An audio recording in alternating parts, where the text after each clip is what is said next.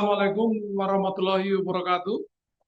Selamat siang dan salam sejahtera buat kita semua, baik yang hadir di lantai 4 Gedung Kadin Jakarta, maupun teman-teman anggota pengurus Kadin se-Jakarta yang hadir secara online. Selamat datang Pak, silakan. Ya.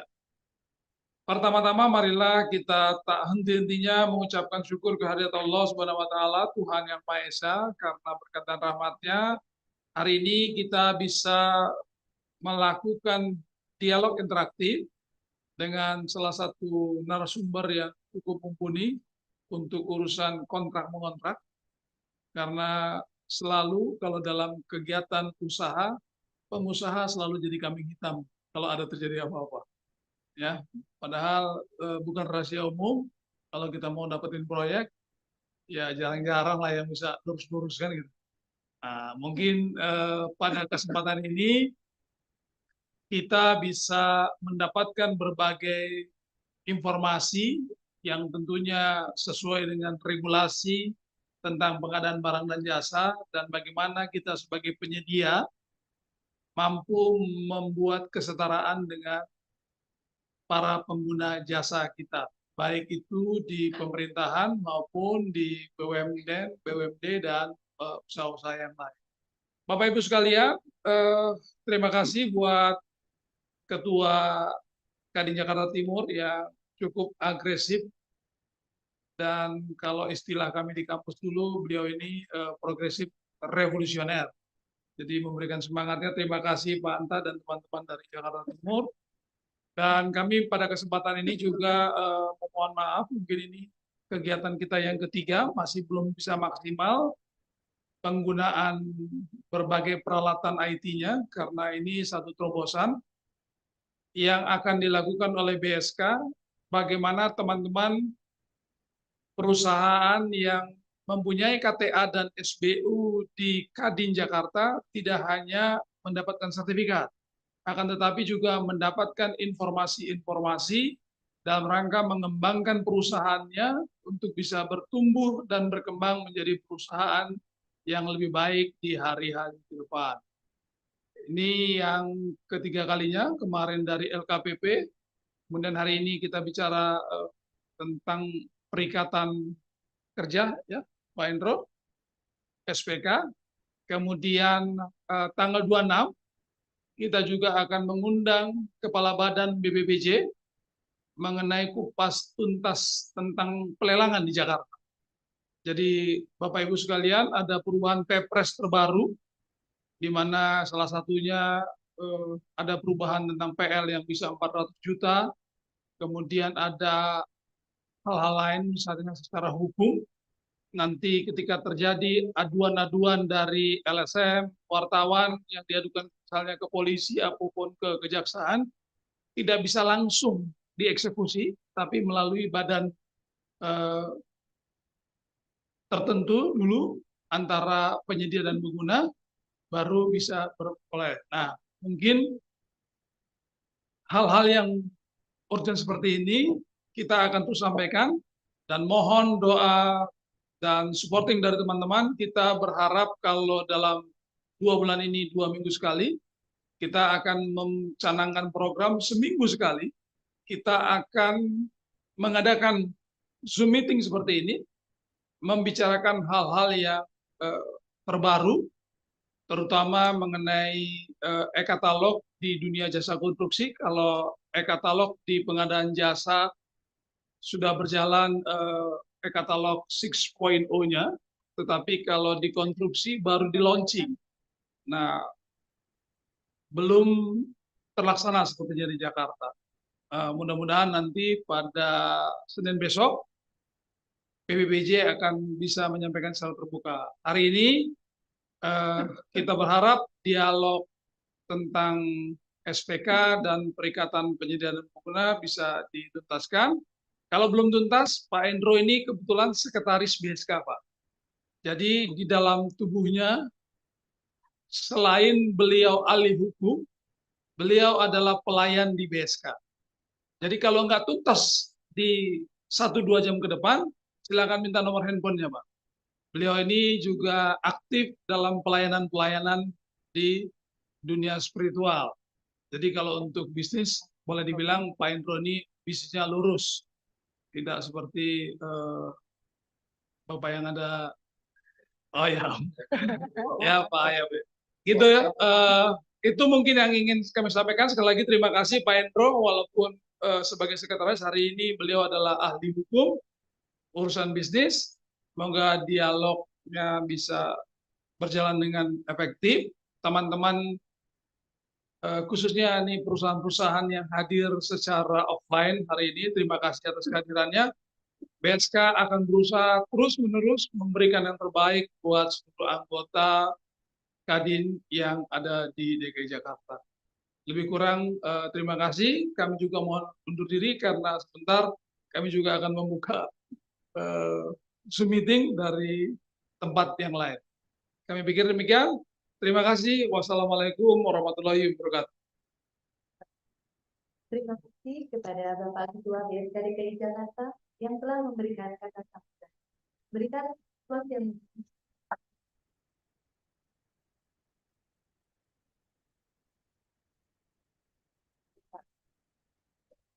Bapak dan Ibu yang kami hormati, marilah kita mulai acara dan dilanjutkan oleh Bapak Yudo Priansyadari, Manajer Umum BSK DKI Jakarta sebagai moderator dialog interaktif pada hari ini. Kepada Bapak Yudo, kami Assalamualaikum warahmatullahi wabarakatuh.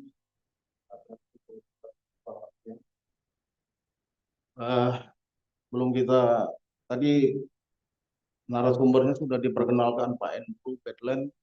Beliau selain sebagai pengusaha, praktisi hukum juga akademisi, Pak. Pemain juga, Pak. Dialog kita hari ini mengambil tema kekuatan mengikat dan risiko hukum surat perintah kerja dalam praktik bisnis. Nanti kalau ada pertanyaan dari audiens yang di Zoom boleh di chat, nanti kita akan sampaikan kepada moderator. Baiklah, untuk tidak berlama-lama lagi, kami serahkan kepada Bapak Endro, waktu dan tempat kami persilakan. Baik, Bapak Ibu izin berdiri. Ya, tapi saya ingin pastikan suara jelas nggak untuk yang di Zoom boleh di-share.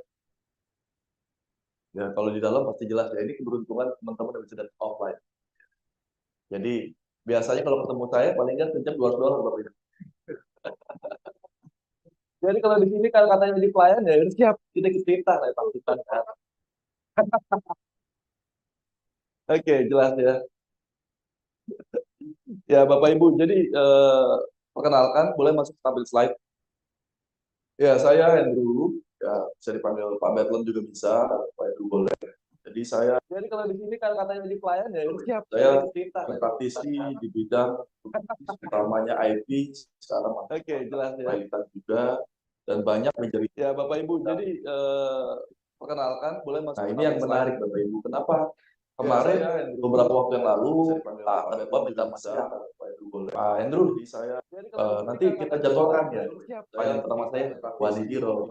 Cocok berarti kalau untuk diri. Namanya IP cocok. Jadi cerita dia bilang jangan kita ini tentang pelayanan masyarakat dan BSK harus dapat memberikan pelayanan terbaik. Harus karena plot dong beberapa kita. Lalu Pak Ketua minta maaf. Ya di mana kita memang punya mimpi bahwa para perusahaan yang mendaftarkan sertifikasi badan usaha di BSK kita fasilitas. Nah, salah satunya adalah informasi-informasi terupdate di dalam dunia bisnis. Nah, dalam hal ini kebetulan saya di ahli hukum, ya dia minta saya untuk bicara. Ya, supaya apa? Supaya pemahaman Bapak Ibu di dalam berbisnis dalam konteks hukumnya tentu bisa memahami secara penuh. Kita nggak dikerjain. Kenapa begitu? Karena saya ingat Bapak Ibu. Dulu bapak saya adalah kontraktor. Sebelum saya menjadi ahli hukum, saya ikut kebetulan di dalam dunia konstruksi. Dan aku tahu apa yang terjadi. Karena memang kebiasaan dunia konstruksi itu kan tanda kutip sedikit koboi ya. Kita kadang-kadang kerja tanpa adanya SPK satu. Terus kadang-kadang kita juga tanda kutip persyaratan zaman dulu ya buat sekian. Itu kita entah dari mana pakai barang gaib. Ya. Terus saya nggak tahu mungkin di antara Bapak Ibu masih ada yang pakai penawaran bank garansi, performance bond dan lain sebagainya yang pakai jasa kerja tanpa adanya SPP. Gitu ya. Akhirnya waktu dibawa, terus kadang-kadang barangnya itu aspal, asli tapi palsu Bapak Ibu. Popnya asli, semuanya asli, tapi tidak terdata. Kenapa ini jadi isu? Karena ini yang saya alami. Terus saya kemarin beberapa waktu yang lalu diminta sama salah satu perusahaan, dia bikin bank garansi, itu nilainya itu kalau nggak salah 15 juta USD. Terus dia bayar, biayanya lumayan ya, karena itu nilainya persen ya, 2-3%. Gitu. Dia bilang di atas 4 dan lain sebagainya. Waktu dokumennya datang benar ada cap satu bank, ada tanda kata direksinya dan lain sebagainya. Tapi tahu nggak Bapak Ibu? Ketika di cross check kembali, datanya masuk ke bank yang bersangkutan. Ternyata asli tapi palsu. Buat saya sih ngenes ya. Sedangkan kan dia dikejar deadline untuk terbitkan itu. Jaminan pekerjaan, jaminan pelaksanaan dan seterusnya. Nah, ini jadi isu. Kenapa? Sebenarnya nggak perlu ada masalah hukum, akhirnya timbul jadi masalah hukum. Itu contoh satu. Contoh keduanya kemarin ada beberapa waktu. Salah satu, saya nggak sebut namanya ya, dia menjaminkan pelaksanaan pekerjaan dengan nilai yang cukup gede, itu hampir 200 miliar. Nggak perlu ada masalah hukum, kan menarik. Akhirnya kerjanya lalai, ada beberapa waktu lewat jangka waktu. Ya udah, kan katanya kerugian, tapi kan ini ada jaminannya nih, pelaksanaan ya, ada bonnya nih, ada tertibonnya nih, eksekusi aja, saya bilang gitu. Nggak berani dong. Kenapa? Ya karena tadi ketika dia menunjuk perusahaan asuransi terkait dengan jaminan ini, dia pakai mitranya. Dia dapat, ya bahasa kita terus terang nggak dapat feedback. Karena dia menjamin kepada mitranya bahwa nggak akan dieksekusi. Akhirnya apa? Eksekusi aja, saya bilang gitu. Diundur, masanya lagi. Gitu. Terus dia gugat ke perusahaan klien saya, dikatakan one prestasi. Ketika dikatakan one prestasi, Bapak Ibu, ya kita bertanya kembali loh, pekerjaan ini dijamin dengan jaminan pertahanan. Kenapa nggak ada eksekusi? Akhirnya apa? Ya kan? Wah, berjalan macam-macam gitu. Terus dia gugat. Di sini kita melihat Bapak Ibu, akhirnya apa yang terjadi ending jadi menjadi sekarang orangnya masuk. Katakan one prestasi, Bapak. Nah ini kita memahami Bapak Ibu, kenapa penting pengetahuan para pengusaha terkait hukum? Karena bayangan saya adalah setiap hubungan yang dibuat oleh saudara pada prinsipal itu adalah perbuatan hukum. Tentu ada akibat hukumnya, tapi kalau kita nggak pernah tahu kaidah-kaidahnya, ya jangan kaget pada akhirnya kita mengalami yang namanya permasalahan hukum. Nah, hari ini Bapak Ibu saya akan berbagi sedikit banyak tentang PSDK. Kenapa kan banyak orang mengangkat terkait dengan surat perintah kerja Bapak Ibu. Ini fakta. Tentu ada akibat hukumnya, tapi kalau kita nggak pernah tahu kaidah-kaidahnya, ya jangan kaget pada akhirnya kita mengalami yang namanya permasalahan hukum. Kalau gini suara saya keras. Berbagi. Oh ya. Kalau begini caranya karena setidaknya lebih naik nih, Pak. Ini fakta. Ya harus dimengerti nih Pak Ketua. Mana Pak Ketua kita? Jelas ya?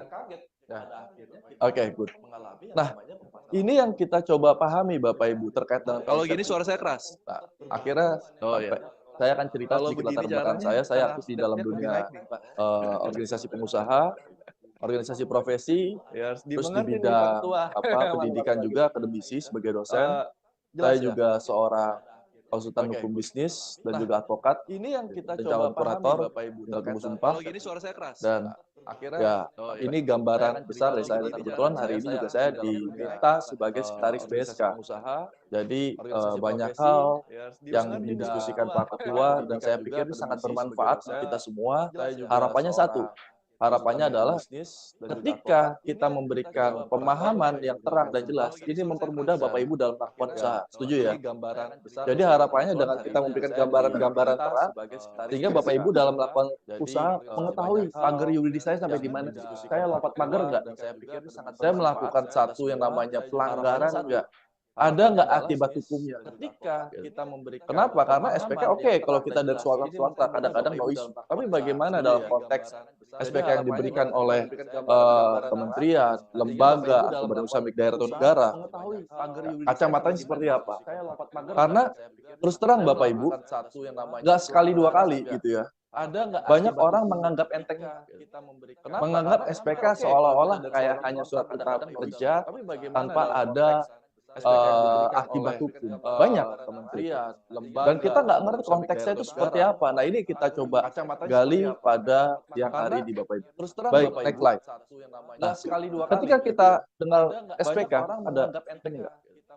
Menganggap SPK seolah-olah kayak hanya surat perintah kerja tanpa ada.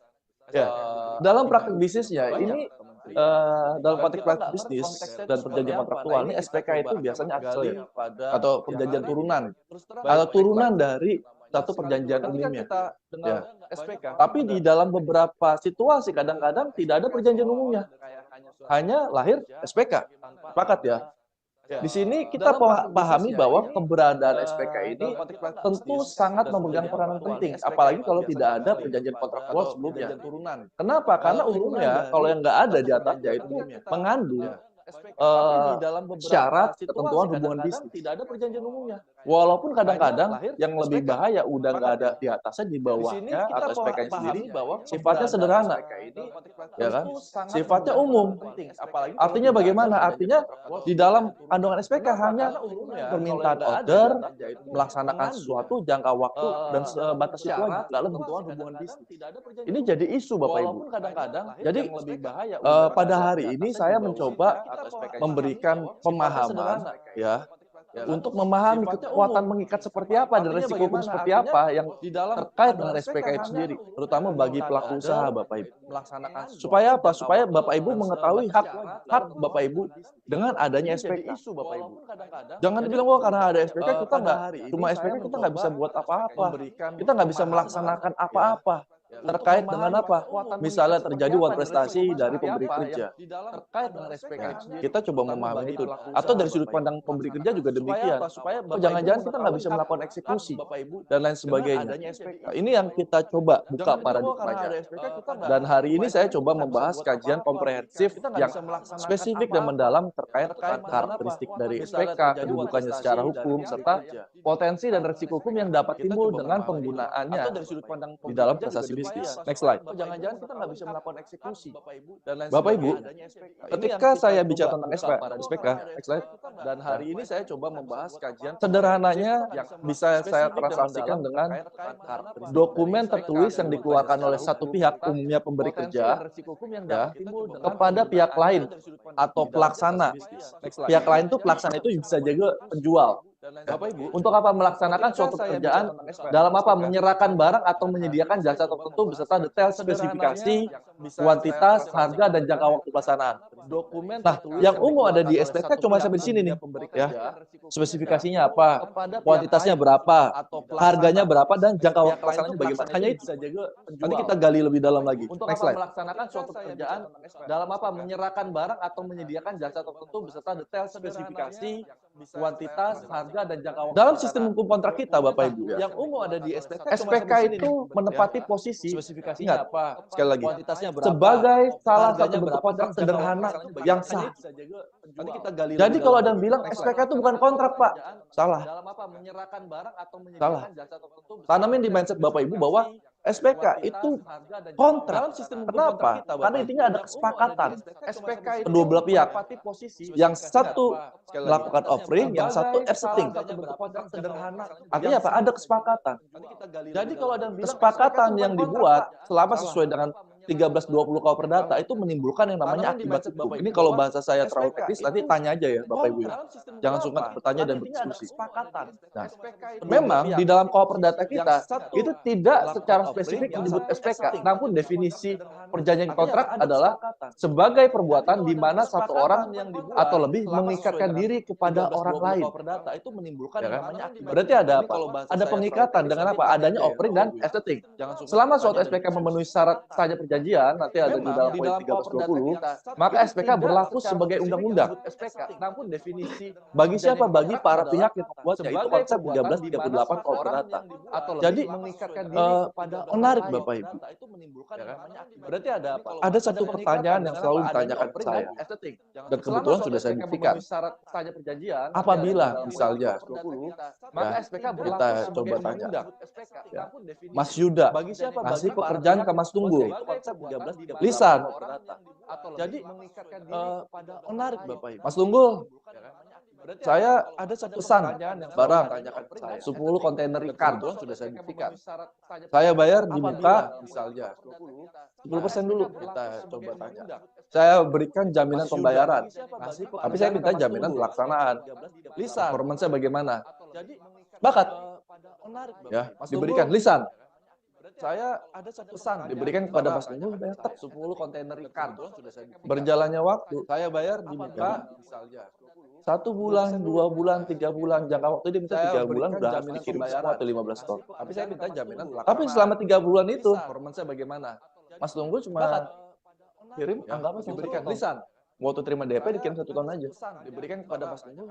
Pertanyaannya, bisa nggak dikatakan Mas Tunggul Wan prestasi dan diajukan gugatan ke pengadilan? 3 bulan, jangka waktu dia minta 3 bulan. Gimana pandangannya Bapak Ibu? Tapi saya minta jaminan. Tapi selama 3 bulan itu, saya bilang tidak bisa. Mas Tunggul cuma. Oke. Lanjut lagi Pak. Ada lagi? Waktu terima DP dikirim 1 ton aja.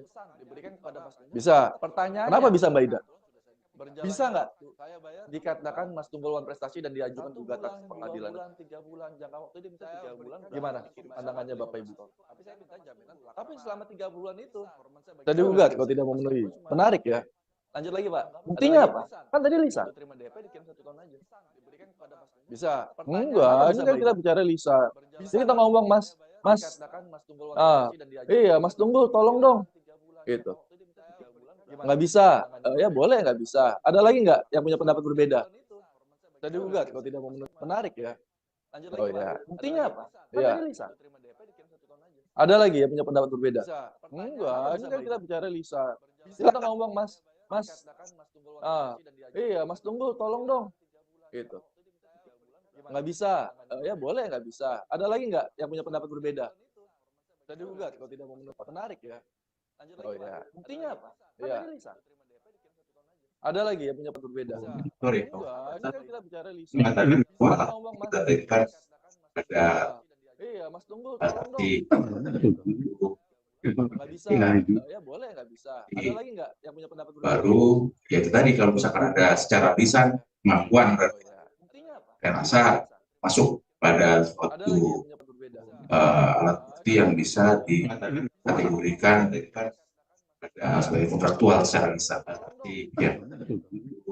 Terima kasih Pak. Nah, Bapak Ibu, Ada lagi nggak yang punya pendapat berbeda? Baru ya itu tadi kalau misalkan ada secara lisan kemampuan saya rasa masuk pada suatu alat bukti yang bisa dikategorikan sebagai kontraktual secara lisan. Tapi perjanjian apa? Bukan terikat. Terima kasih Pak. Nah, Bapak Ibu, Baru ya itu tadi kalau misalkan ada secara lisan kemampuan saya rasa masuk pada suatu alat bukti yang bisa dikategorikan Perjanjian. sebagai kontraktual Berdasarkan secara lisan. syarat perjanjian itu bukan terikat. Katakan apabila harus jadi syarat tidak perjanjian dicatat tertulis atau tidak. Itu yang pertama.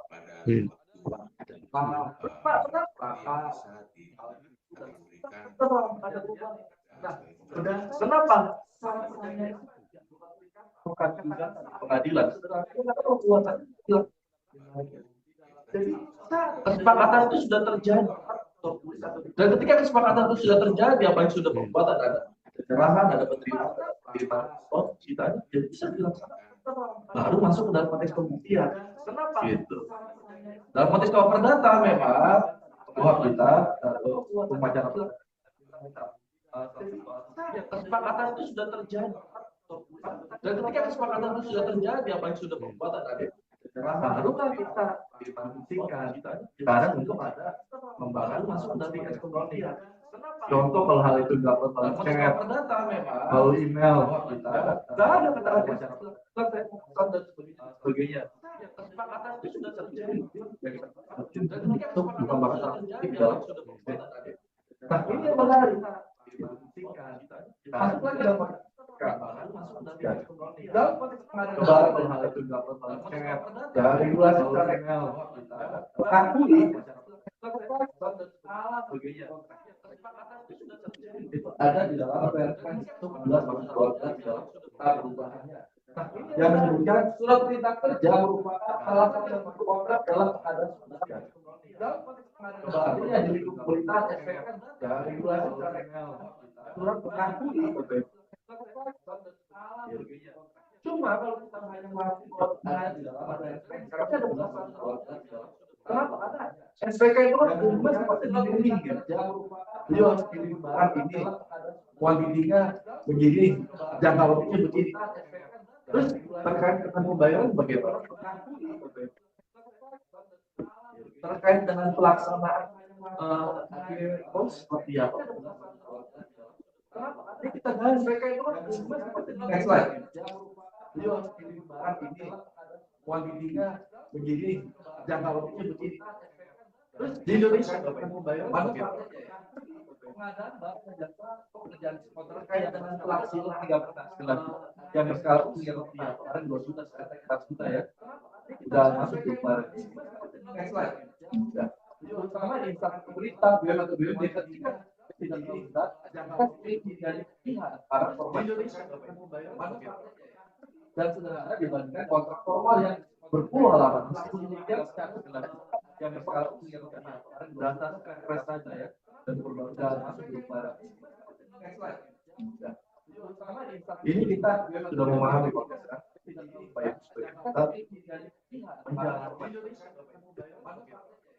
dan sebenarnya dibandingkan kontrak formal yang berpuluh halaman meskipun demikian halaman ini tidak apa namanya menimbulkan satu kepastian itu kita memberikan gambar utama kita sudah memahami memang SPK utamanya memiliki saya ngebayangin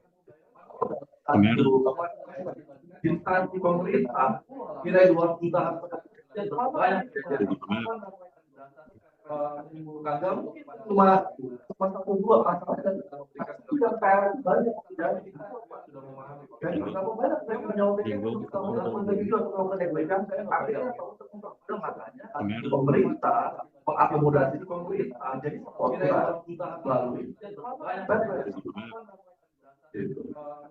walaupun kalau cuma paling tidak ada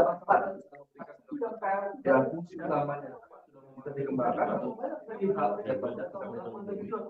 jadi fungsi pertama pemerintah mengakomodasi pemerintah jadi melalui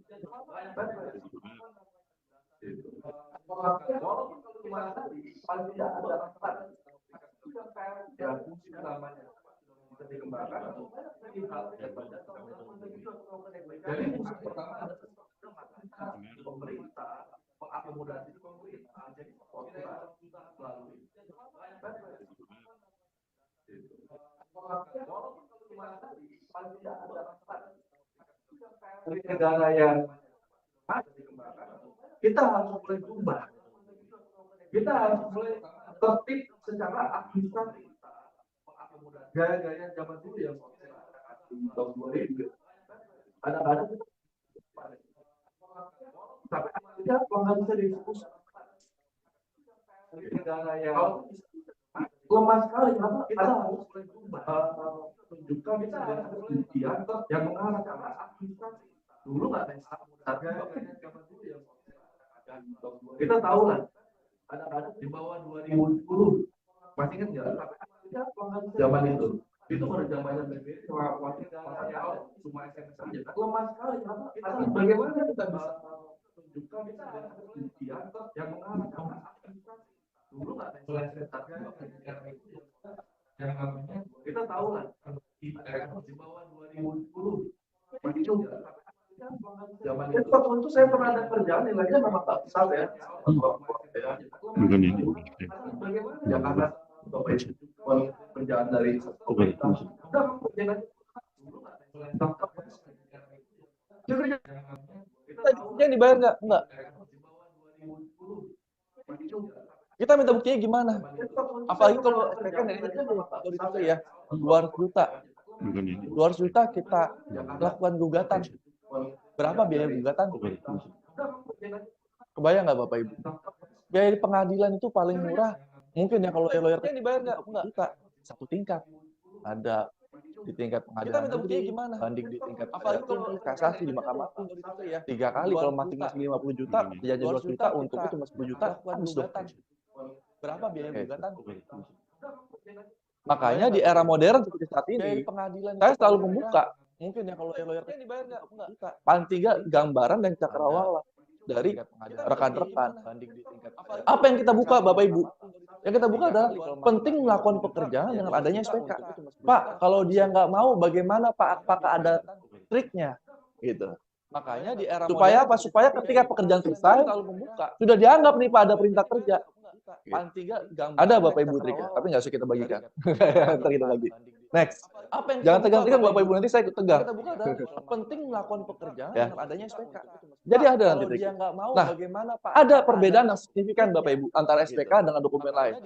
Supaya apa? Supaya ketika pekerjaan kalau kita bandingkan apakah MOU SPK? Bukan. Ya, karena MOU bersifat lebih umum dan kurang mengikat dibandingkan SPK. MOU biasanya sebagai dasar untuk negosiasi lebih lanjut, sedangkan SPK adalah surat perintah konkret. Ya.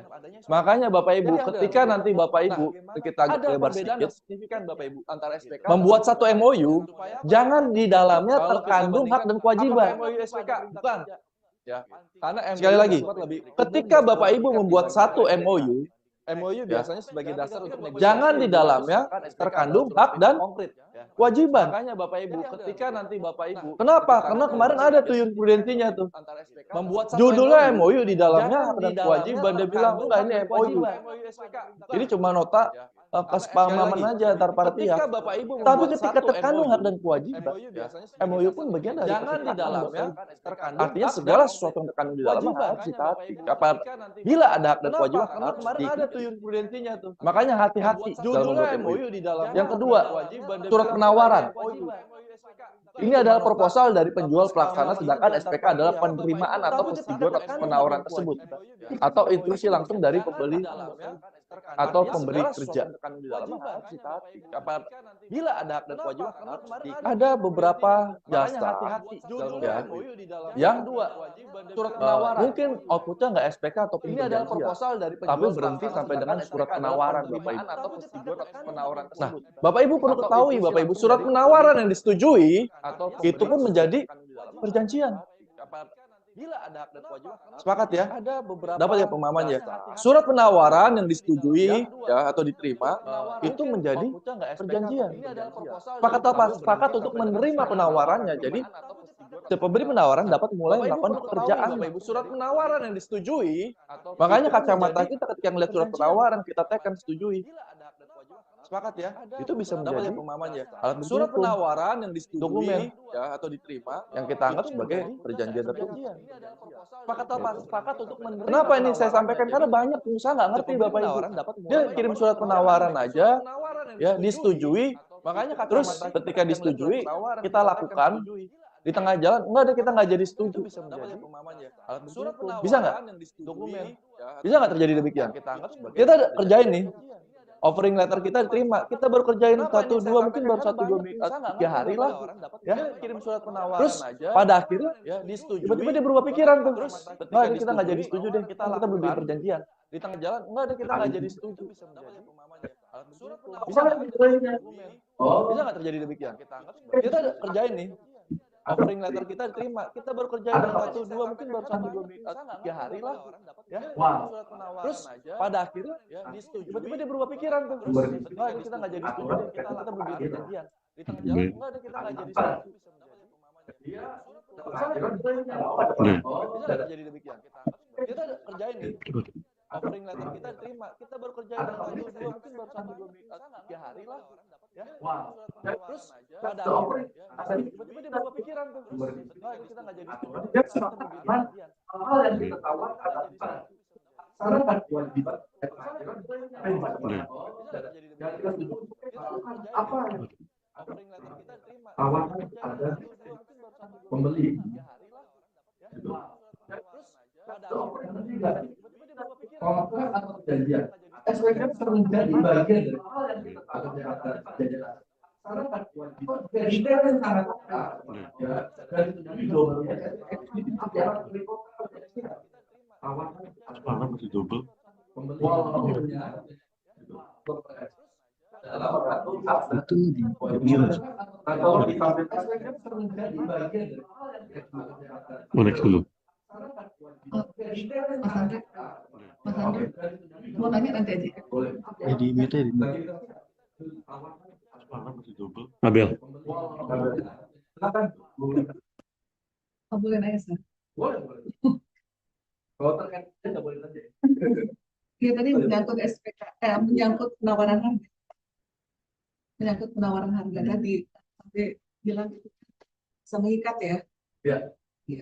Nah, saya juga kalau misalnya mengirim penawaran harga ke perusahaan, biasanya saya di bawahnya itu suka dicantumkan gitu, Mas. Di bawahnya saya cantumkan menyangkut SPK, menyangkut penawaran harga itu mengikat, terus tanda tanya penawaran harga tadi. Saya selalu ada itu, bisa mengikat ya. Jadi ketika dia oke setuju, saya juga kan perusahaan itu kan dia minta barangnya cepat, tapi kan SPK-nya itu kan lama prosesnya kan. Makanya saya juga mau mengikat dia kan. Jadi ketika dia oke proses, nah saya suruh dia tanda tangan dulu di quotation itu yang udah ada ininya dan saya suruh sekali kalau dia harus balikin ke saya. Nah itu kuat juga kan. Maksudnya kalau terjadi suatu prestasi misalnya dia nggak mau bayar, saya bisa ini ya proses yang dari saya juga mau mengikat dia kan. Jadi ketika dia oke proses, nah saya suruh dia tanda tangan dulu di quotation itu yang udah ada ininya dan saya suruh sekali kalau dia harus balikin ke saya. Kuat juga kan. Maksudnya kalau terjadi suatu prestasi misalnya dia nggak mau bayar, saya bisa akibatnya apa? Yang dari dia. Jadi ketika dia oke, dan cukup dibuktikan ya, kita tanda tangan dulu di quotation itu yang udah ada ininya dan terus terkait dengan jangka waktu. Makanya penting adanya silakan disertasi prestasi misalnya dia nggak mau bayar. Kalau hal-hal yang dipadatan akibatnya apa? Itu dan komplikasi. Kalau yang karena dan penting adanya silakan disertasi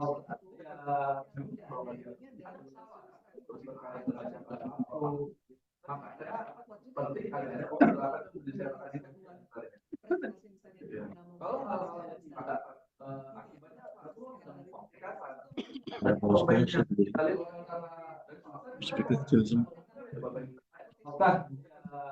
Bapak Ibu, di sini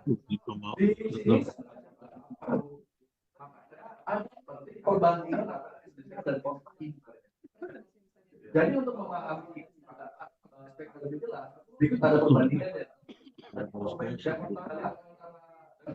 Dokumen singkat itu cuma 1 halaman. Kan kebanyakan 1 halaman. Bapak Ibu, di sini perintah pekerjaan aja. Cara campur. Sedangkan dokumen itu jadi untuk perjanjian tetap terdiri dari naskah dan umum dokumen singkat. Yang kedua pengetahuan kebanyakan relatif sederhana dan hanya pekerjaan harga waktu cara campur. Sedangkan detailnya juga detail teknis untuk ketentuan lain yang dirujuk pada lampiran padat kurang rinci. Tapi kalau dalam perjanjian itu sangat sampai dengan kalau prestasi bagaimana, kalau prosedur bagaimana prestasi kita dilaksanakan gimana. Terus nilainya ya yang materi perjanjian SPK itu di bawah 2 juta Bapak. Nah kalau untuk perjanjian biasanya perjanjian yang kompleks ya bahwa jangka waktunya ya jangka waktunya pendek ya. Ini untuk pekerjaan biasanya jual beli barang yang singkat, ya, dirancang agar pekerjaan dilaksanakan dan selesai waktu yang tepat. Ya. Kalau perjanjian biasanya untuk kerjasama jangka panjang atau sekitar 18 bulan atau kontrak jasa, fleksibilitasnya biasanya lebih fleksibel dan material sudah dibuat perubahan asal disepakati. Ingat, prinsip perjanjian adalah kesepakatan dari para pihak, Bapak Ibu. Adanya kesepakatan dari para pihak itu mengikat, termasuk perubahan. Ada itu perjanjian karena kesepakatan. Kalau nggak ada itu pasangan, kalau sepakat tidak. Jadi jangan bawa itu Pak. Bisa nggak? Jadi kita nggak. Prinsipnya adalah Bapak sepakat, saya sepakat. Bapak sepakat, saya sepakat, tapi sakit. Karena prinsipnya adalah kesepakatan. Kalau kontrak swasta ya, tapi kalau misalnya tentang kontrak dengan apa namanya instansi pemerintahan yang hati-hati, ya, baiknya ada nggak yang dilanggar, ada nggak ditabrak, ada nggak? Kenapa? Kalau dilanggar, sepakat perubahan atau pengakhiran. Itu klausul hanya perjanjian terkait dengan suatu halal, bila ibadah perjanjian dapat dibatalkan oleh instansi yang bersangkutan data. Dipahami ya Bapak Ibu ya. Next. Nah, SPK baru jika ada tambahan daripada sedangkan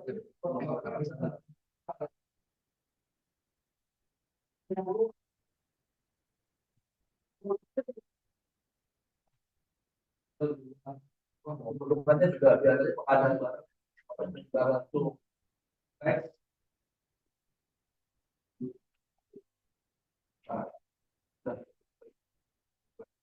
Di sini kita punya gambaran. Saya coba kasih dari lokasi walaupun mungkin sebagian besar dari Bapak Ibu melihat lokasi di mana kita itu sudah terbiasa dengan melakukan tindakan-tindakan demikian, gitu ya. Terutama penerimaan PO, pembuatan PO yang dilakukan oleh siapa? Yang dilakukan oleh bawahan kita tanpa kita tahu kapasitasnya. Kenapa? Punya situasi. Makanya tadi dikatakan Pak kalau itu kejadian bagaimana? Cara jawabannya apa yang harus saya lakukan? Karena banyak Pak jadi penggelapan. Saya mau sebut nama ya dari mereka di mana ada nasabah uang depositonya ternyata digelapin tuh sama para officernya dia. Uangnya nggak dimasukin. Kok dikasih laporan palsu kan? Deposito bunga berbentuk padahal tapi Pak Andrew, kalau di bank biasanya kayak di priority banking, dia kan punya CS khusus gitu. Kadang-kadang mereka itu emang sengaja. Jadi customer kadang-kadang suka ada yang sepuh gitu-gitu kan. Kadang-kadang di situ kita suruh tanda tangan, ternyata isi bahwa dia bisa mengelola uang itu. Dan itu saya baru tahu dari teman saya di bank. Jadi kita kan kalau di bank kadang-kadang tanda tangan kita tangan ini. Mereka itu memang harus dibaca ya Pak. betul. Customer Nanti kita kadang-kadang di situ kita suruh jadi jangan sampai ada display terhadap kesepakatan. Dan tadi dibuat apa? Perjanjian kuat, tapi dengan manipulasi. Sangat. Betul. Atau dengan tekanan. Sangat. Kita ambil gol. Nah ini kacamata ini harus dibuka kepada para pengusaha supaya oleh hukum Bapak Ibu supaya nggak terjebak dalam situasi yang seolah ada jalan butuh duit. Yang tadi yang saya cerita tadi kita nggak tahu tuh kita tanda tangan ternyata itu di situ terbaca bahwa si customer service boleh mengelola uang. Terus kita kan nggak tahu, terus terjadi. Nah itu kita bisa tutup nggak?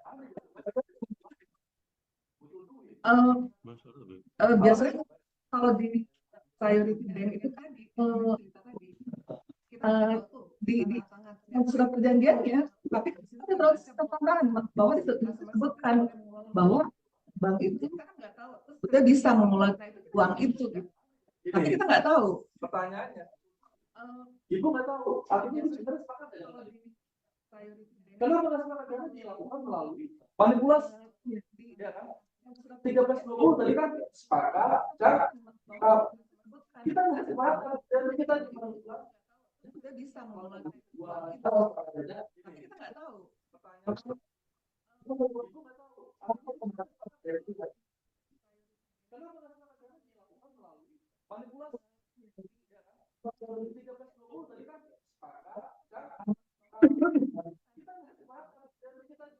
Nah, kadang kan sudah terjadi, baru kita aware, baru kita tahu setelah dia sedang mengambil uang kita, kan kita baru tahu. Jadi, Kalau saya sebagai host tertentu, saya akan jalan pertama dilakukan, berdasarkan saya tahu tadi. Yang kedua, pada saat ini dilakukan itu disodorkan ke kita, ini dengan ujung kayu, kalau lihat atau apa. Saya demikian. Nggak mudah bilang.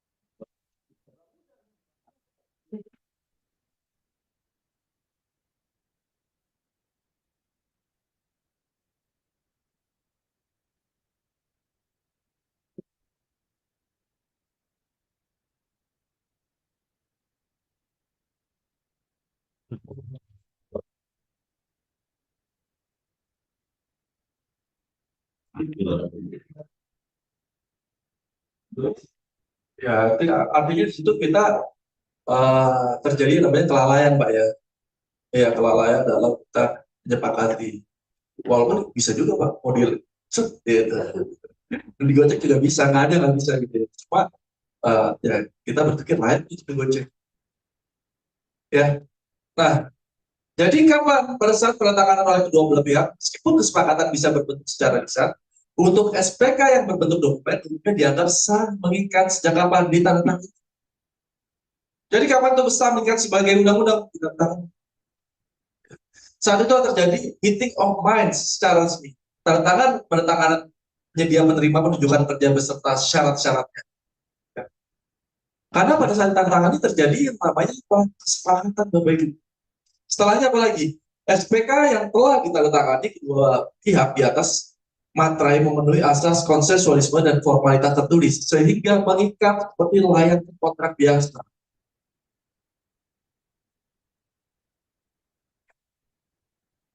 Bisa dipahami ya Bapak Ibu ya. Dalam konteks surat menunjukkan penyediaan barang dan jasa di dalam pemerintahan atau SPPJ, semoga kita kenal. Para pihak diwajibkan menandatangani kontrak dalam jangka waktu tertentu. Biasanya 14 hari sih. Gitu. Next. Menarik ya. Ini bukan makin bingung kan? Atau habis ini pulang melakukan review terhadap segala kesepakatan. Oke. Setelah memenuhi syarat sahnya perjanjian pada pasal 1328 data, sepakat, cakap, objek tertentu atau kawasan halal. Jadi meskipun SPK sudah ditandatangani, jika ternyata ada syarat yang tidak terpenuhi, kontrak bisa dianggap tidak sah atau dapat dibatalkan. Contohnya bagaimana? Penyedia ternyata tidak cakap secara hukum. Misalnya belum beririsan, ya, atau tadi yang tanda tangan ternyata nggak punya kewenangan, gitu. Jadi kita bisa menganggap bahwa SPK tersebut cacat. Namun dalam kebanyakan kasus pada normal hal ini jarang terjadi, asalkan tadi kedua belah pihak sepakat dan kompeten, objek dan tuntutan pekerjaan jelas secara legal, maka ketika setelah sepakat, biasanya bersamaan dengan tanda tangan itu mengikat. Seperti saya bilang, syarat-syaratnya perjanjian di KUHP Perdata ada 4. Kalau 2 bicara tentang sepakat dan cakap, ya, konsekuensinya adalah dapat dibatal. Tapi kalau merasa para pihak, oh aman-aman aja, ya, lanjutkan. Gitu, go on. Oke, next. Pada tanggal efektif yang ditetapkan, beberapa SPK mencantumkan tanggal efektif. Biasanya begitu kalau Bapak Ibu baca ya. Berlakunya kontrak, misalnya SPK ini mulai berlaku pada tanggal sekian. Jika demikian, SPK mengikat mulai tanggal tersebut, namun seringkali tanggal efektif sama dengan tanda tangan. Ada juga kondisi di mana penyedia yang menandatangani belakangan. Ya, biasanya setelah PPK, tetap terlebih dahulu. Dalam hal ini, momen kesepakatan terjadi saat pihak kedua menandatangani.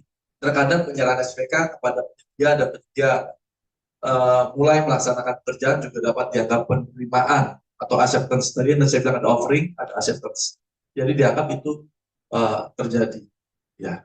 Nah, ini yang kita coba pahami Bapak Ibu terkait dengan konteks SPK secara kontrak. Next slide. Itu tadi bicara tentang konfirmasi ya. Nanti ini bisa dibaca karena waktu saya cepet banget ya, nggak terasa udah 1,5 jam. Atau Bapak Ibu udah ngerasa 2 minggu di sini.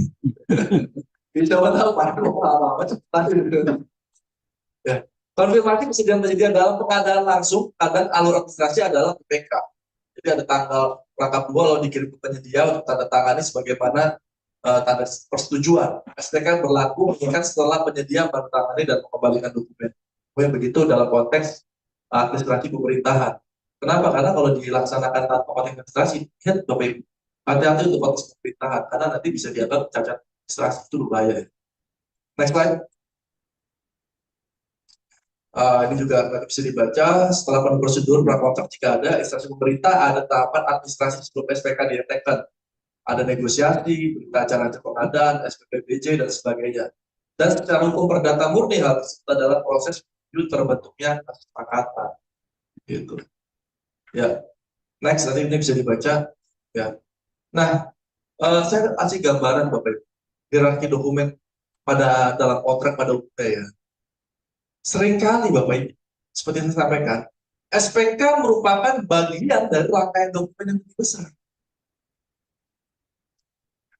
Jadi di awalnya itu biasanya ada penawaran dulu, perjanjian induk, SPK, yang terakhir tadi berita acara. Nah ini dalam konteks pekerjaan yang lebih kompleks Bapak Ibu. Ini yang kita lihat nih. Seringkali ada masalah di mana? Di dalam konteks perjanjian itu.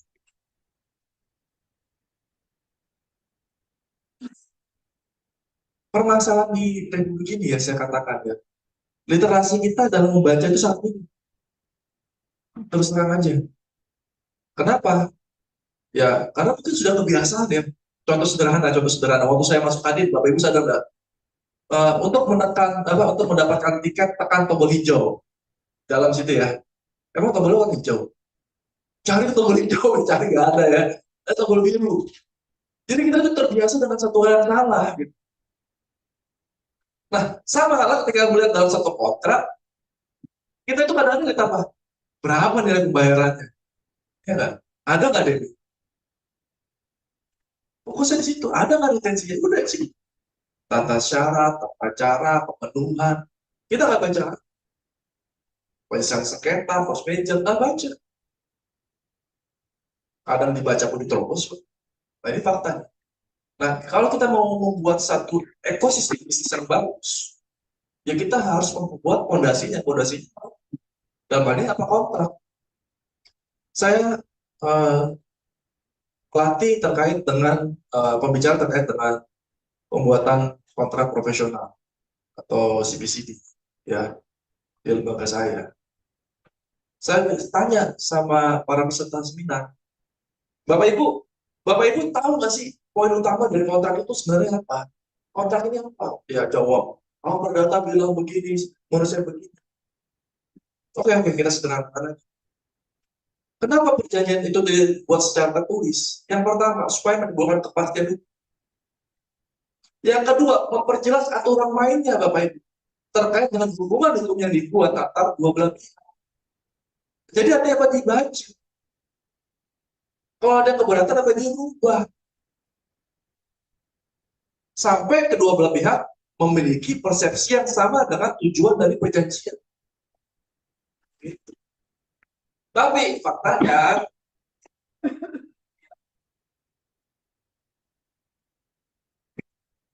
sebenarnya hari ini adalah banyak orang nggak mau baca itu, apalagi perusahaan. gitu ya. Jadi penting untuk menentukan hierarki dokumen dalam perjanjian hidup. Dokumen perjanjian hidup memiliki kekuatan yang tertinggi dan diikuti oleh SPK. Makanya tadi saya sampaikan di awal, SPK adalah perjanjian asas dari turunan. Ya. Dan kemudian lampiran-lampiran lainnya, jika terjadi pertentangan antara isi SPK dan perjanjian hidup, maka ketentuan dalam perjanjian hidup biasanya berlaku. Nah, kita lihat nih. Makanya di dalam perjanjian hidup, saya selalu bilang, Bapak Ibu, sama klien saya ya kita bikin exit clause. Apabila ada hal-hal lain yang bertentangan dengan perjanjian utama atau master agreement yang dibuat, gitu, maka para pihak sepakat untuk kembali mengacu kepada master agreement atau perjanjian induk. Itu saya selalu masukkan kalau ada perjanjian yang ada lampiran turunannya, Bapak Ibu.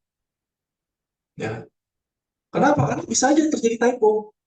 Misalnya pengiriman barang 114, satunya ketambahan 1, jadi 1014 misalnya. Pak Tunggu udah sepakat nih. Wah, kemarin kayaknya perjanjian 114. Kok di SPK keluar jadi 1114? Banyak kan sisinya kan? Dengan senang hati dia katanya dikirim barang itu. Ya, dikirim di barang, dia kaget. Tagihannya katakan 114 100 juta, kalau sedikit ya 1 miliar kan. Terus gimana? Yang berlaku punya hak atau ada 1 miliar lagi. Sedangkan misalnya katakan barang Pak Tunggu sendiri pun impor dari Taiwan, nggak bisa dibalikin barang itu. Waktu dikirim nggak tahunya 3 tronton masuk. Misalnya perusahaan cuma butuh 114, 900 lagi kemana? Kebayang nggak? Jadi tanggung jawab siapa? Ya kan? Udah gitu sengaja pada tahu nih dia berbeda, tapi sengaja dilaksanakan supaya dia untuk lebih kan ada kewajiban bayar barang. Nah, kepikir nih buat PR ya. Next slide. Nah, soal sebab itu Bapak Ibu, ya hari ini kita akan coba sedikit memitigasi ya terkait dengan pola SPK. Jadi penyusunannya bagaimana, yang jelas dan komprehensif, prosedur internal yang ketat, apa negosiasi yang cermat, review hukum secara berkala dan asuransi. Next slide.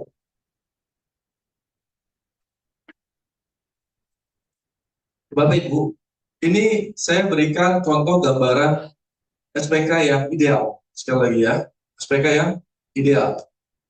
Ya, kenapa? Karena ada kadang-kadang SPK yang seperti berdiri sendiri itu. Dia nggak turun dari perjanjian induk kan? Perjanjian induk kenapa? Karena lebih kecil dari SPK aja. Nah, oleh sebab itu harus jelas. Contohnya apa? Identifikasi para pihak. Ini bicara kecakapan. Jadi Bapak Ibu dalam melihat atau membaca satu SPK, dipastikan ini pihak benar-benar memiliki kapasitas. Yang kedua, ya kan, pastikan pihak bertanggung ini memiliki kewenangan yang sah, direktur ataupun pejabat yang ditunjuk. Kedua, deskripsi barang atau jasa spesifik. Kalau nggak ada perjanjian induk, ini penting Bapak Ibu. Jadi detail teknis, kualitas, standar dan outputnya itu jelas. Kalau nggak ada sesuai, juga dijelasin aturan bagiannya. Hindari frasa yang ambigu dan gunakan lampiran teknis apabila perlu. Ketiga, harga dan ketentuan pembayaran pun diatur secara jelas. Jadi nilai total mata uang, metode pembayaran, jadwal pembayaran, dan sanksi keterlambatan. Terus apakah harga sudah termasuk pajak atau harus terang. Ketiga, jangka waktu pelaksanaan dan pengiriman, tanggal mulai dan tanggal selesainya yang jelas. Nah, ketentuan ini mengenai denda keterlambatan atau liquidated damages. Next slide. Boleh. Ya.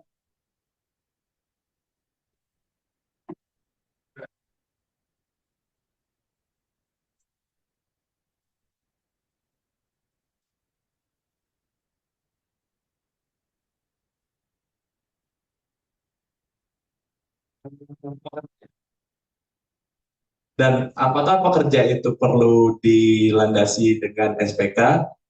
Kalaupun dilandasi dengan SPK, termasuk karyawan kontrak, pekerja lepas harian, ataupun karyawan tetap kerja. Dan jika ada permasalahan dari si pekerja lapangan ini, apakah developer berpotensi untuk terkena gugatan ketenaga kerja? Terima kasih Pak. Mohon pencerahan. Baik, ini menarik ya. Jadi ini kita pilah dulu. Pilihan pertama adalah hubungan hukum. Hubungan hukum yang terjadi dalam konteks pemberian kerja kontraktor konstruksi itu antara developer dan kontraktor. Satu. Jadi developer tidak akan pernah ada urusan dengan permasalahan tenaga kerja yang di bawahnya kontraktor. Kenapa? Karena hubungan tenaga kerja tersebut dilaksanakan antara kontraktor dengan tenaga kerja. Jadi nggak akan ada kaitan. Pertanyaan kedua adalah, kalau ada permasalahan terkait dengan tenaga kerjaan yang ada di bawah kontraktor, ya, kepada developer, yang dipermasalahkan siapa? Yang dikenakan permasalahan adalah tanggung jawab si kontraktor tersebut. Kenapa? Karena kan tadi saya katakan, setiap orang bertanggung jawab terhadap perbuatan yang mengakibatkan kerugian. Ya, perbuatan melawan hukum yang mengakibatkan kerugian pada orang lain itu pasal 13 tentang KUH Perdata. Terus untuk orang di bawahnya bagaimana? Untuk orang di bawahnya itu ada diatur dalam pasal 13.7. Jadi orang tersebut bertanggung jawab kepada developer itu. Kenapa? Karena orang tersebut kan kerja di kontraktor, dari kontraktor bertanggung jawab pada developer. Kenapa? Karena dia bertanggung jawab sama orang di bawahnya. Karena dianggap pekerjaan orang itu adalah pekerjaan kontraktor, gitu. Jadi kalau itu lambat jalan dan sebagainya, ya kontraktor. Nah, permasalahannya saya bikin ribet dikit. Apa kadang-kadang lawyernya suka bikin ribet. Kalau nggak bikin ribet kita dibayar kecil Pak. Canda ya. Ya,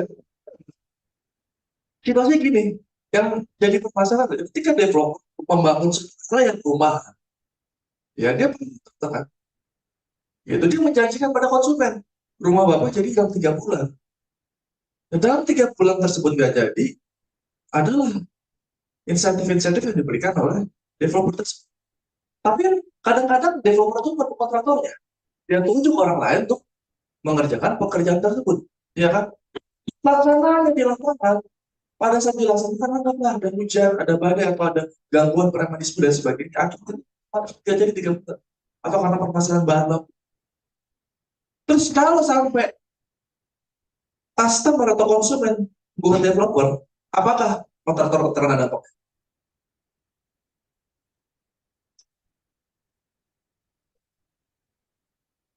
Kena nggak? Kenapa?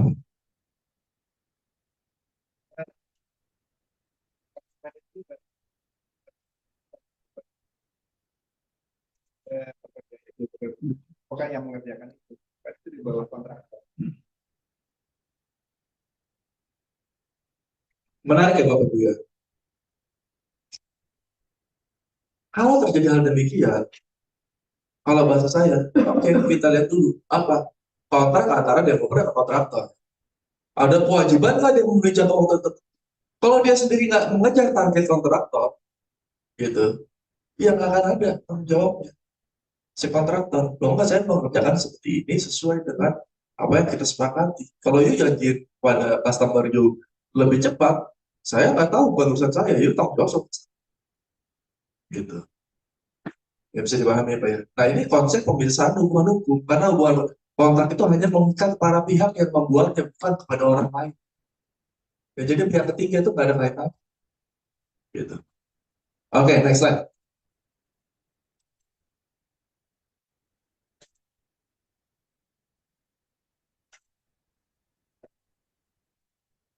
Silakan SPK itu termasuk karyawan kontrak, pekerja lepas harian, ataupun karyawan. Nah, pekerja lapangan nggak butuh SPK.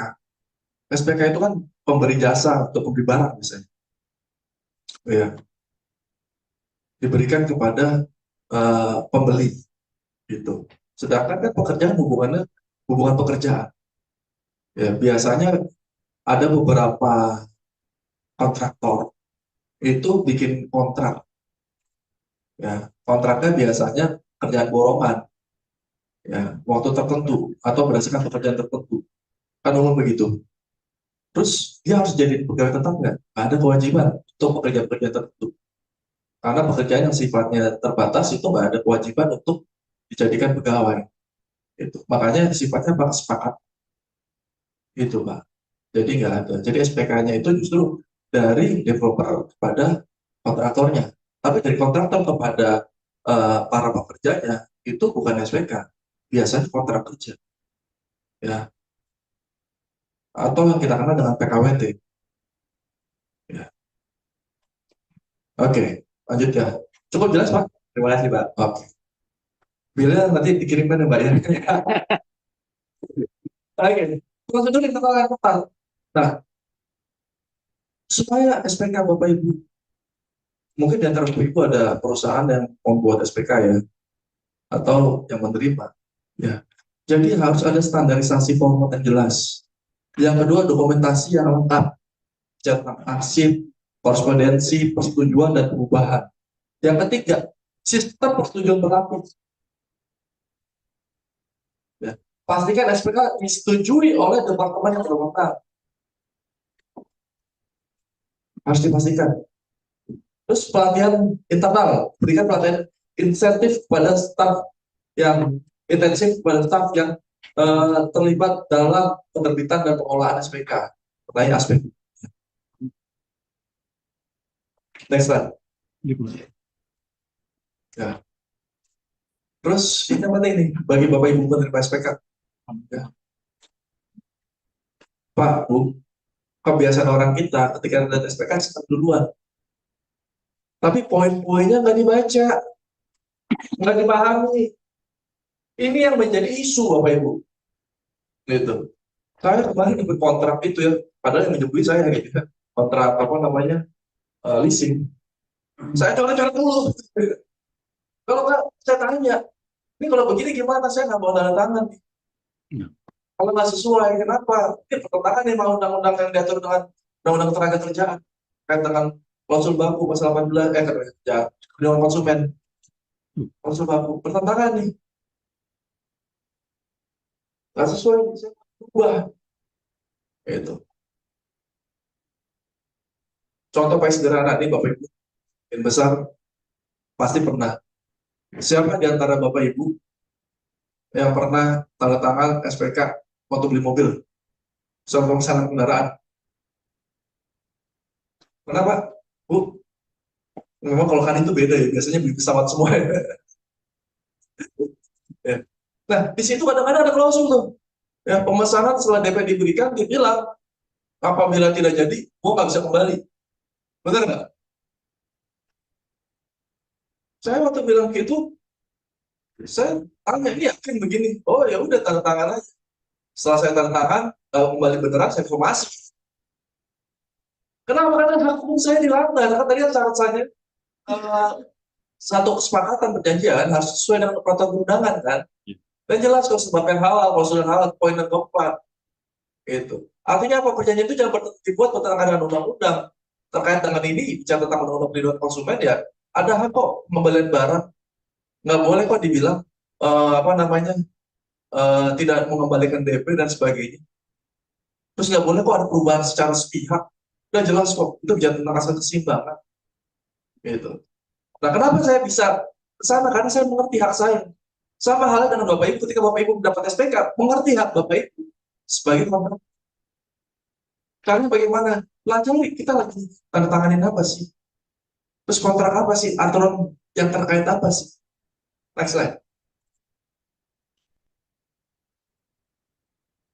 Ya, ya ini pasti bisa dilibatkan ya terkait konsultan hukum untuk meninjau terkait SPK atau SPK dengan nilai transaksi yang besar, pada nilai transaksi kecil ya kemahalan biaya hukum ya. Next slide. Ya, asuransi. Ya. Kenapa? Dulu saya bingung Bapak Ibu. Kenapa sih apa namanya kita waktu saya jadi kontraktor ya? Kenapa sih kita itu harus keluar biaya tambah?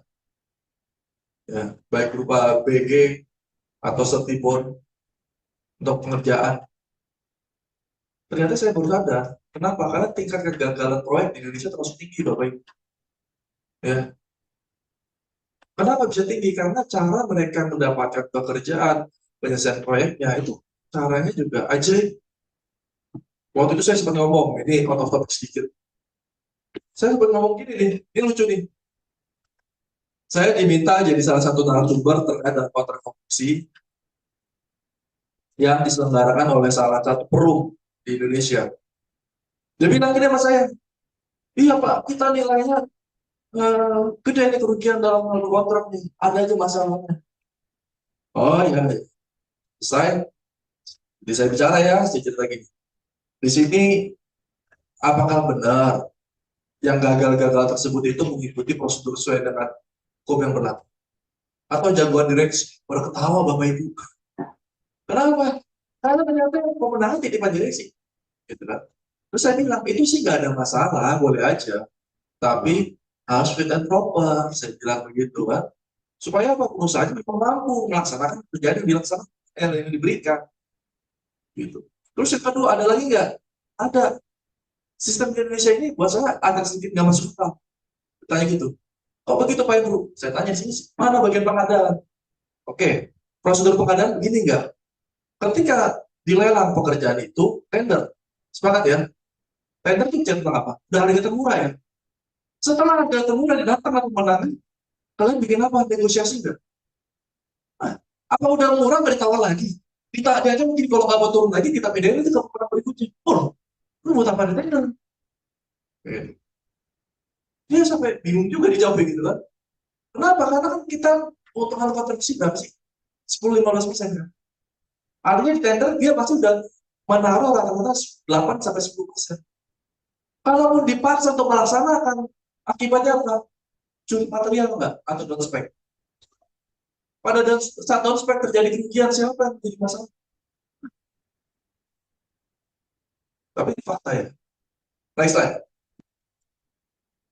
Nah, ini udah mendekati akhir nih pasti. Ya. Dulu ada bilang SPK itu bukan ini Pak, bukan perjanjian Pak. Pengadaan mebler Posyandu PN Batam 2017 terjadi atas SPK nomor 25 non fisik untuk pengadaan meja dan kursi Posyandu di Kota Batam. Pemberi kerja diduga instansi pemerintah daerah tidak memenuhi kewajiban sesuai dengan SPK sehingga rekanan penyedia menggugat. PN Batam memutus perkara ini dengan melakukan gugatan sebagian. Majelis hakim menyatakan SPK tersebut merupakan kontrak pengadaan yang sah. Dan menemukan bahwa tergugat dan pemberi kerja telah melakukan perbuatan ingkar janji atau uang prestasi karena tidak melaksanakan kewajiban dalam SPK.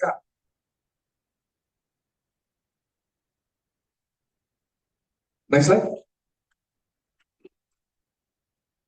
Kasus 2.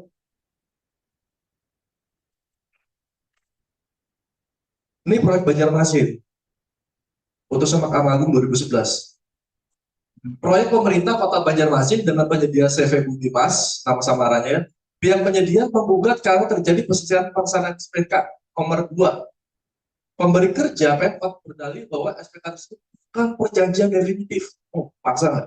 Ya. Berusaha lepas dari tanggung jawab. Sengketa ini akhirnya sampai ke Mahkamah Agung dan putusan Mahkamah Agung 2091 menguatkan putusan sebelumnya memihak penyedia. MA menilai SPK tersebut sah sebagai perjanjian dan menolak dalil bahwa SPK hanyalah surat kerja biasa, bukan kontrak.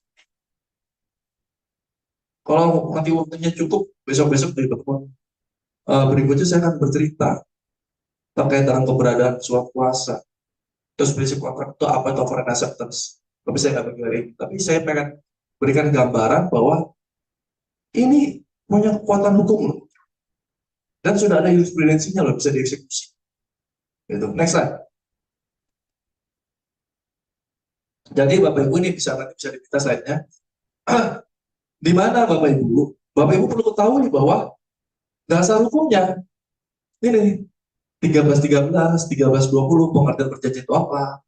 1338 asas kekuatan tekadnya, 1243 uang prestasinya apa? Ya, melakukan tapi salah, melakukan tapi tidak terlambat, tidak melakukan. Nah itu konteks uang prestasi. Nanti akibatnya apa? Ya, pembatalan perjanjian, pembatalan dengan ganti rugi atau ganti rugi aja, gitu. Terus undang-undang ITE, karena sekarang Bapak Ibu saat kemarin kita bicara tentang LKPP ya, dan semuanya sifatnya elektronik. Jadi itu ada bagian, walaupun sekarang repotnya apa? Nggak bisa dinegosiasi. Ya kita ikut aja, coba kita baca, Bapak. Jangan sampai salah. Terms and condition penggunaan KPP itu harus dibaca, karena itu kontrak, Bapak Ibu. Jangan sampai salah. Ya. Terus peraturan perundangan sektoral. Ya. Misalnya ada Perpres, dan seterusnya. Next slide. Ini 1313. Jadi, suatu perbuatan dengan mana satu orang atau lebih meningkatkan diri terhadap satu orang lain atau lebih. Menimbulkan namanya perikatan. Terus peraturan pemerintah, ya nomor 16, surat perintah kerja, ya permen PUPR dan seterusnya. Saya pikir Bapak Ibu sudah bisa baca dan cari tahu lah. Next slide. Nah, sampai di kesimpulan itu ya. Jadi Bapak Ibu yang saya hormati, SPK adalah alat kontrak yang berguna dan sah dalam pengadaan barang atau jasa secara serta konstruksi dengan memahami definisi dasar hukum dan unsur pengikat serta berlakunya resiko-resiko dan praktik terbaik di atas, diharapkan peserta workshop pada siang hari ini, staf legal dan manajer proyek dapat lebih percaya diri dan cermat dalam menggunakan SPK. Kunci utamanya adalah treat SPK with the same diligence as any formal contract. Lakukan SPK dengan sangat hati-hati seperti kontrak, ya, dan selalu berlandaskan aturan serta etiket baik. Dengan demikian, SPK benar-benar menjadi solusi kontraktual yang efektif dan bukan sumber masalah hukum. Demikian dari saya. Wassalamualaikum warahmatullahi wabarakatuh.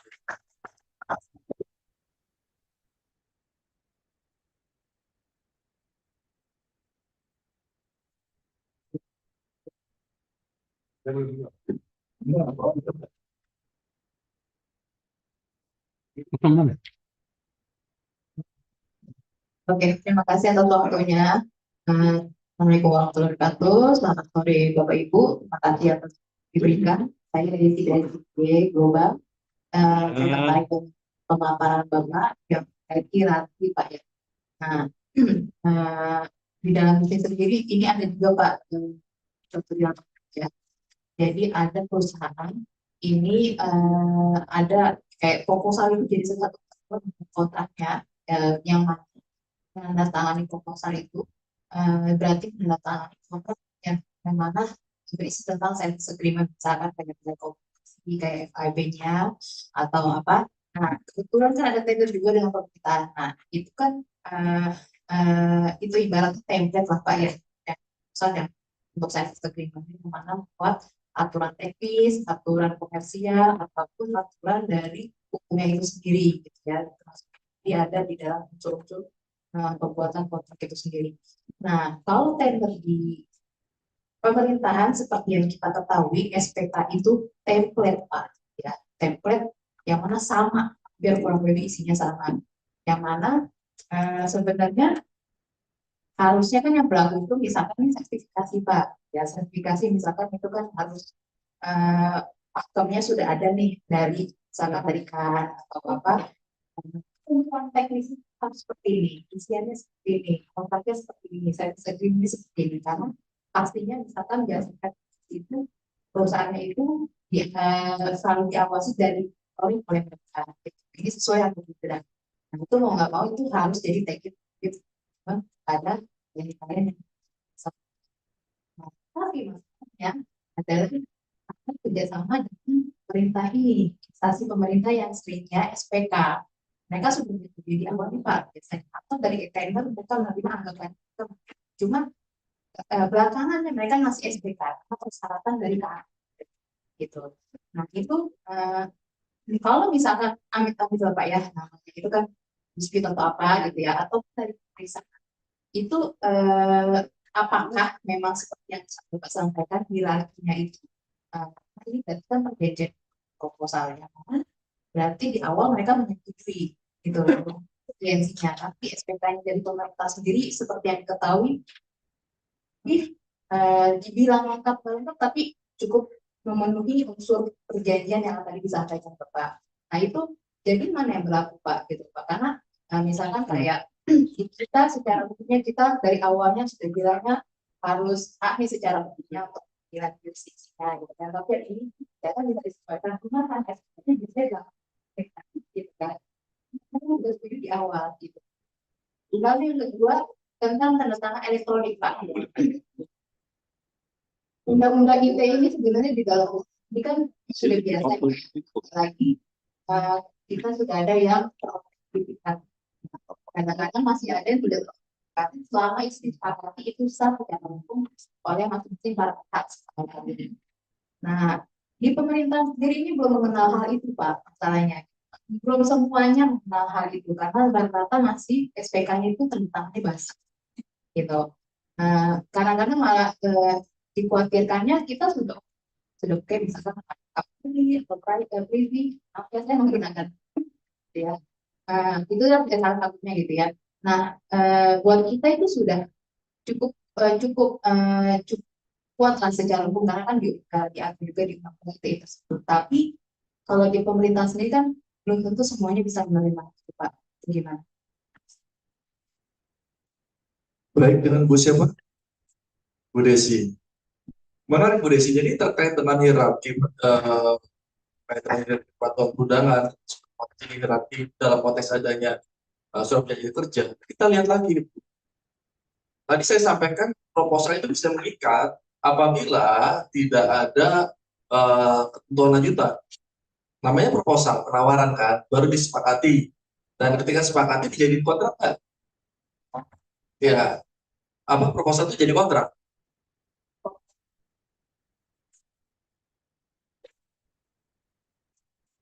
Nah, berarti bawahnya udah ada kontrak ya. Jadi proposal disetujui baru kita tanda kontrak. Ya, si yogyanya harus kembali kepada kontrak. Gitu. Dan kalau ada perubahan di SPK, pada saat SPK-nya ada tapi berubah, justru itu nggak boleh. Kenapa? Kan sekali lagi, SPK ini aksesorir, turunan. Kalau induknya nggak ada, SPK-nya nggak ada. Kecuali itu SPK tunggal. Artinya apa? Hanya diberikan dalam bentuk SPK saja. Itulah menjadi kontrak hukum bagi para pihak. Gitu. Terus kalau ada perbedaan, gimana Pak? Kalau Ibu tanya saya akan dapat bahwa ini nanti kepada perjanjian di awal. Gitu. SPK ini harus mengikuti. Kenapa? Karena SPK ini tidak berdiri sendiri berdasarkan perjanjian nomor sekian. Sebenarnya begitu kan? Tidak. Gitu. Jadi nggak boleh lepas. Terus yang kedua terkait dengan tanda tangan elektronik. Memang dalam konteks tanda tangan elektronik itu dibagi dua. Yang pertama tanda tangan digital, yang kedua tanda tangan elektronik. Dan salah satu contoh tanda tangan digital itu seperti apa? Ya, itu yang kita kenal dengan privy itu. Ya kan sekarang privy ya. Makanya ada materai elektronik dan sebagainya. Ya, privy ID itu kan yang dikerjasamakan sama Kominfo ya, diakui ya. Nah, seperti itu. Terus Pak, kalau nggak bisa pemerintahnya bagaimana? Ini udah masuk ke dalam administrasi negara ya, artinya jadi dia harus mengikuti aturan yang berlaku di sana. Itu kadang-kadang mereka tidak berani berubah karena ya kita nggak tahu mereka memakai dasar apa sebagai aturan. Walaupun saat ini dengan adanya OSS, terus adanya KPP, mereka mulai menjadi satu sistem. Jadi mereka nggak mengacu lagi kepada hal-hal yang terlalu konvensional saya, dan mereka terus mengacu kepada pusat. Itu Bu Desi. Oke, makasih. Ada lagi? Wah, Pak Victor. Kayaknya kita obrolan di dalam aja, Pak.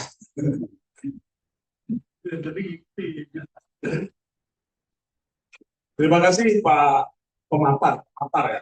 Sebetulnya saya mau bantu Pak Desi dan bantu kita. Betul tuh kata Bu Desi. Sekarang itu Bang lucu, khusus si Pemprov DKI itu SPK itu template gitu. Jadi saya cuma mau kasih saran.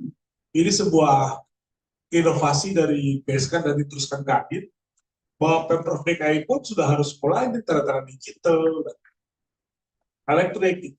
Jadi ke depan juga nanti perlu juga ada satu sesi lagi bagaimana PSK dialog interaksi khusus untuk pekerjaan yang dari pemerintah provinsi lah gitu. Nah, itu penting karena kadang-kadang kita ngalamin harga berbeda dari RAB sampai SPK yang kita pakai. Begitu. Jadi biar lebih menambah lagi wawasan teman-teman anggota Kadin, usul saya itu tadi bahwa kita buat sesi lagi khusus kita bedah kontrak dan SPK dengan Pemprov. Jadi kita bisa panggil BBBJ, Pak Andrew juga bisa hadir, jelaskan, kita ketemu satu solusi, kita sampaikan ke Pemprov. Jadi dengan Jakarta mau kota global kok masih tantangan basah. Itu aja Pak Idrul. Terima kasih. Terima kasih Pak Victor.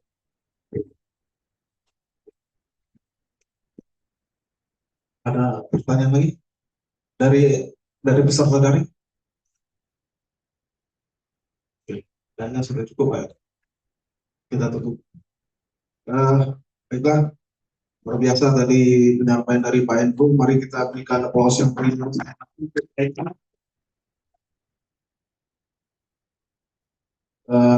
Jadi nanti kita hari Senin jangan lupa lagi ada sosialisasi dengan BPPJ ya.